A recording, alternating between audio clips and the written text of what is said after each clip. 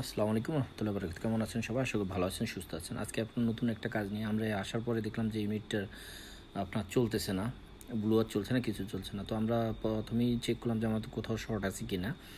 Continuity check করলাম। Continuity check করার পরে দেখলাম যে স্টেপ বাই স্টেপ আমরা চেক করছি যে ব্লুয়ারের সাথে কোথাও শর্ট আছে কি না, বা ফ্যান মোটরগুলো চারটায় কোনোটা শর্ট আছে কি না। তো এই জিনিসগুলো দেখাটা আমাদের সবারই দায়িত্ব, কারণ দেখা যায় যে ইউনিটে শর্ট আছে, আপনি চলছে না, কোনোভাবে অফ হয়ে গেছে, সিস্টেম থেকে অফ করে দিচ্ছে। তো এই জিনিসগুলো চেক করাটা খুব জরুরি যে সার্কিট আপনার কেন চলছে না, আবার কোনো কিছু ট্রিপ আছে কি না।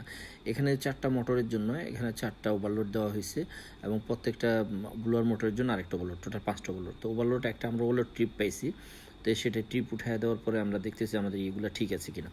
আচ্ছা, আরেকটা ইয়ের বিষয় হচ্ছে, যখনই কোনো কিছু চলবে না তখন আপনার দেখতে হবে যে ফেজ গেট ঠিক আছে কিনা, অথবা আপনার বা ভোল্টেজ মোটর বলতে পারেন, অথবা আপনার ফায়ারের লাইন ঠিক আছে কিনা। ফায়ারের কারণেও কিন্তু আপনার ইউনিট বন্ধ হয়ে যায়, তখন অনেক সময় ফায়ার রিসেট দিলে আবার ইউনিটটা চলে।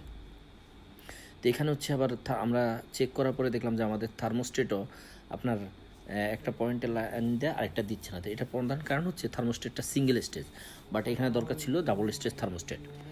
ঠিক আছে।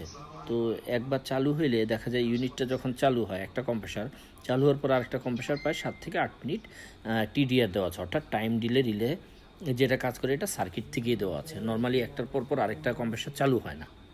ঠিক আছে। তো এই জিনিসগুলো আপনারা লক্ষ্য রাখবেন। তো যখনই চালু হয় না, আমরা দেখলাম আমরা পাইছি প্রথমত হচ্ছে ফায়ারের সমস্যা। তো আমরা ফায়ারটা ডাইরেক্ট করে দিয়ে আপাতত চালাই যে আমাদের ইউনিট চলতেছে কি না।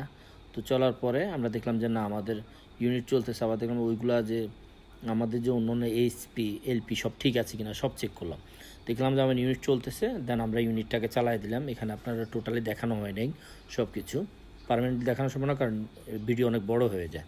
ঠিক আছে। তো ধন্যবাদ। আপনারা আর কি জানতে চান দয়া করে আমাকে জানাবেন।